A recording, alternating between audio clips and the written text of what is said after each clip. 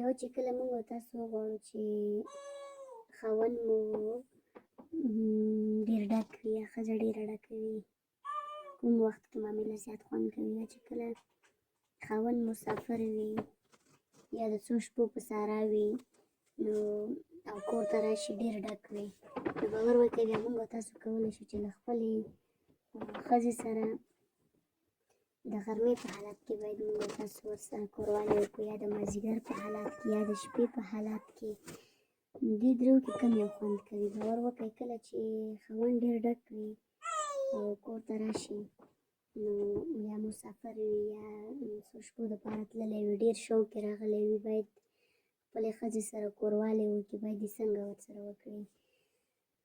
باید له خپلې ښځې سره داسې کوروالی وکړي چې کله خاوند راشي یا د سهار په وخت کې راشي، د 11-12 بجو ټایم کې یا د 1-2 بجو په ټایم کې راشي غرمې حالت کې، یا د ماخوستن په حالت کې راشي، باید ښځې سره کوروالی وکړي. باید څنګه ورسره وکړي؟ باید داسې ورسره وکړي چې کله هم کوروالی ورسره کوي ډېر ډک وي. نو په دې دریو حالاتو کې باور وکړئ له ښځې سره کوروالی کول ډېر ښه خوند کوي. چې کله خاوند ډک وي له خپلې ښځې سره کوروالی وکړي، ډېر شوق یې راغلی وي، خپلې ښځې سره کوروالی وکړي، نو باور وکړئ هغه بیا ډېره مزه کوي. یا ماخوستن کې یا د مازدیګر په حالت کې، دې دوو وختو کې باور وکړئ له ښځې سره کوروالی کول ډېره مزه کوي، ډېر خوند ترې اخلي. نو باید په داسې وخت کې له خپلې ښځې سره کوروالی وکړي، ځکه چې بیا خاوند ډېر ډک وي نو یا مازدیګر کې یا د شپې ناوخته باید په دې دریو وختو کې له خپلې ښځې سره کوروالی وکړي او خپل ځان خالي کړي. نو باور وکړئ داسې وخت کې بیا ښځه نر چې وي که نه سړی په ډېرې جذبې کې وي.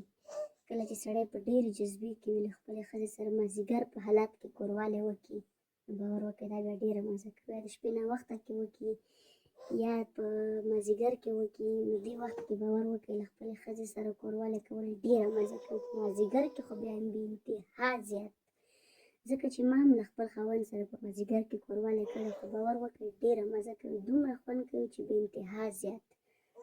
نو باید موږ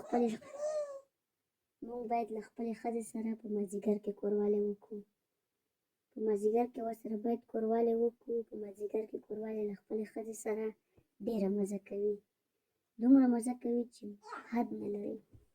نو یو په مازدیګر کې، یو د مازدیګر په حالت کې، یو د شپې ناوخته. په دې وخت کې باور وکړئ له خپلې ښځې سره کوروالی ډېر خوند کوي، ډېره مزه کوي. نو چې یا مسافر وي یا د څو شپو وي، نو مازدیګر کې او له ماخوستن ناوخته په دې دوو وختو کې باور وکړئ له خپلې ښځې سره کوروالی ډېره مزه کوي. ښه وخت، الله په امان.